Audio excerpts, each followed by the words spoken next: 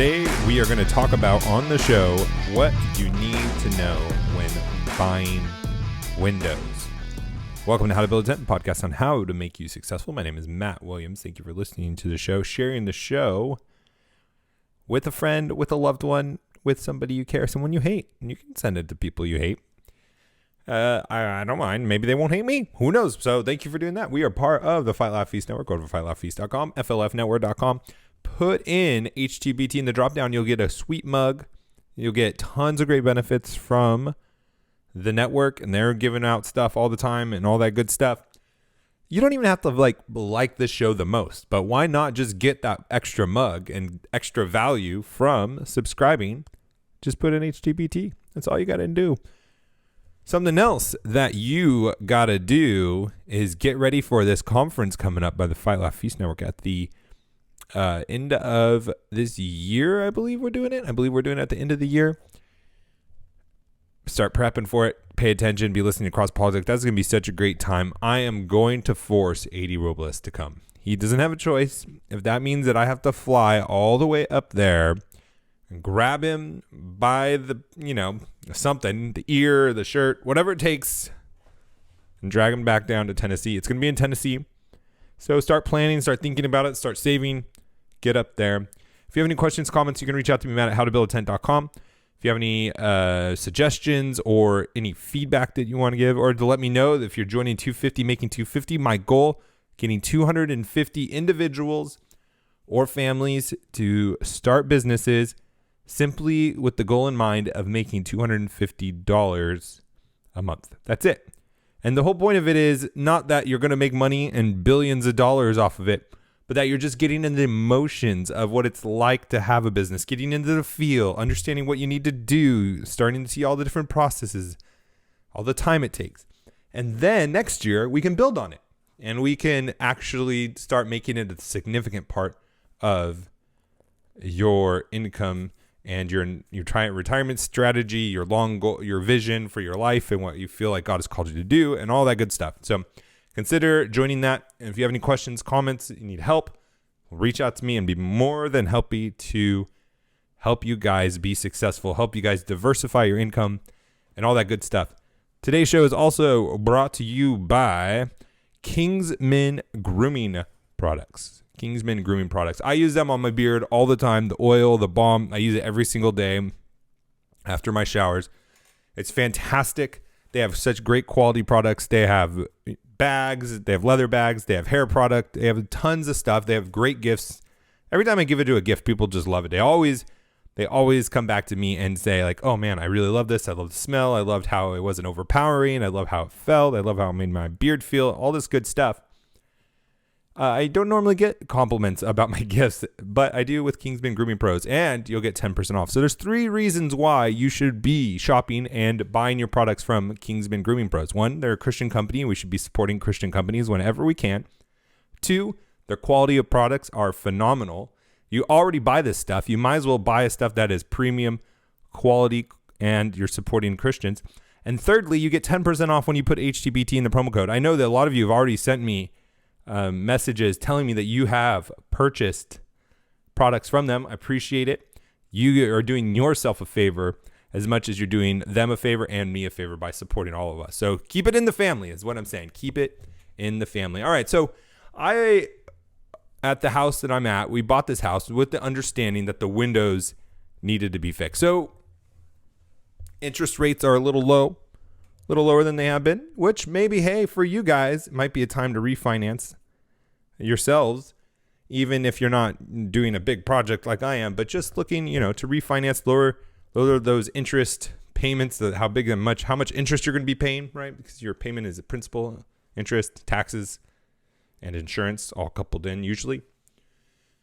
But rates are going down. I've been following that. And if you are curious about rates, you can go to any financial site that tracks stocks and bonds and all that stuff and look at the 10-year Treasury note. That usually the mortgage rates track that. So that's a good way to look at it. Or you can go to like Zillow. They have a mortgage rate calculator. You can put in, refinance, how much you owe, all that stuff. So that's a really good place to be. And you can just put in your stats and your statistics. if you are even wanting to do something like make a big project or whatever, you could do a cash out and refinance and use that money. Oftentimes, it's a better deal to do a cash out refinance unless you're going into the your 20% mark where the mortgage insurance kicks in. But if you have enough equity in your house, it's a great option instead of credit cards or their trickery of 6 months free on this huge project where you're never going to pay it off in 6 months. 6 months. So if you're looking for windows, this is what you need to know, that those promotions usually mean that they're going to catch you on interest in the back end. So be careful of those. Cash out refinance might be the way to go. But this is what I've learned in my experience so far. First of all, get at least 3 quotes. That is just something wise, not just to do with windows, but anytime that you are working with a contractor, anytime you are working with somebody who is quoting you a price, it is wise to get multiple quotes. Not just because of price, but because you learn more, because people have different perspectives. People have a different eye for design, depending on what you're doing. In this case, windows. Maybe there's different options that one vendor can give you that another vendor can't because of who they use for windows. Especially if you use like a Lowe's or a Home Depot, some big box store. They're contracted with specific window designers. And so they can't offer you what Home Depot or Lowe's can't offer you what Home Depot does. And Home Depot can't offer you what Lowe's has as far as products. So you might want to get an eclectic view. You want to get a different vendors to give you quotes, not just because of price comparisons, but you should think of that obviously as a big driving force on who you go with, but what they can offer. And again, what packages they can give you. Because oftentimes it's going to be really eye-opening, especially maybe you aren't an expert at windows. I'm not. Or what it could be whatever. Paint, different kinds of paint for different kinds of outside material that your house has, how many stories, all this stuff. But if you don't know anything about painting your house and you go in and you get a quote, you don't know really all the questions asked. But then as you're working through and getting the quote from them, they'll ask you questions. They'll talk about their products. They'll talk about the paint they use, the material, how many people on their crew, things you would never think to ask. And then you can ask those questions and you can apply those same thoughts and see what the people you're getting quotes from for the second and the third. And you can take what you learned from that first one and apply it to them. And you can often get a better understanding, feel more comfortable about with the whole project as you get educated. You should look at this as an education process as well, and just go through it humbly. I have found that I get the best outcomes when I'm not pretending like I know everything, when I'm not trying to be prideful, even when I'm negotiating. I take a humble approach, and it really is helpful because you want them to like you and give you the best rate. And oftentimes people like you more when you're humble, not prideful. Just a little tip. So get at least 3 quotes for a number of reasons. And for example, with Windows, when I was going through the process with Windows, some people were giving me options of different types of door or windows, different ways they can open, single pane, double pane, not single pane, double pane, all of them. Just different ways, single hung, that's what it is, double hung, where they come up in the top and the bottom. One of the things that I did learn after the second quote is there's a difference between the actual windows, which could be a high-end window, and what the contractor and the subcontractors come in and install it with, the parts that keep the window in place. So there's a number of different elements that go into keeping the window in place, how it's hung, what kind of sealant they use, and the framing and all of those things. Those parts can be knockoff parts, not high-end parts, and they can cause damage to your window. So you want to be careful, and you want to be asking them, what kind of parts do you use? Do you use the same parts that are made by the manufacturer? I know Pella, they have their own parts that hold in the window. So it's not just the window that you're buying that's Pella, but you're buying all the other parts as well. So it's a higher end product. So those are things to think about. Warranties. This is another one that's kind of tricky that you got to read between the lines. And again, ask questions, be humble, be continually looking to gain wisdom and make this a learning experience. I don't think in the digital age, you have to pretend that you know something or hide that you're ignorant, because they all know that you could just go and fact check I was going to say fact check, but that's kind of self-explanatory or self-evident. But they know that you could fact check anything they say. So if you ask them like, hey, what is the pros of this window company? And they might tell you a lot. But no matter what they tell you, you could then go and Google it. And then you can see if they're lying or not and break their trust. So I think it's a lot safer space to be in nowadays where you can admit to people that you don't know anything, because information is at the palm of your hands. And once you kind of understand what to look for and what to search for on Google, you can, fact check the people that you are working with.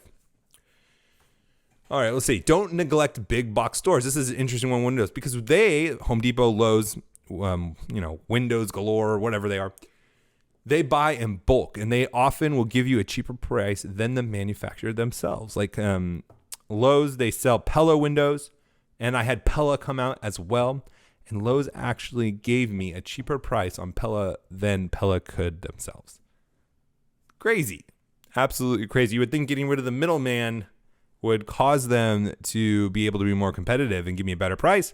I was wrong. See, something else I learned. You would think I would, have nothing to learn about business. But hey, every industry is different, and you can't know every industry, and it's okay. All right, we're going to stop here for a break. We're going to get into, I have a bunch more stuff to do about these windows, to talk about what I've learned, including how I negotiate with vendors. It's really fun, and it's not like aggressive. So if you're scared or hesitant about negotiating, this is kind of like a subtle way of slowly slipping into it. It's really fun. It's not confrontational. So if you are not a confrontational person and you're just tired of, getting taken advantage of, we're going to talk about that too at the rest of the show. But first, we got to talk about my sponsor, faithcounseling.com, faithcounseling.com/HtBT. It's in the show notes. They are an online counseling resource. They have 3,000 counselors where you can access them. Their text, chat, phone, video, 24 hours a day.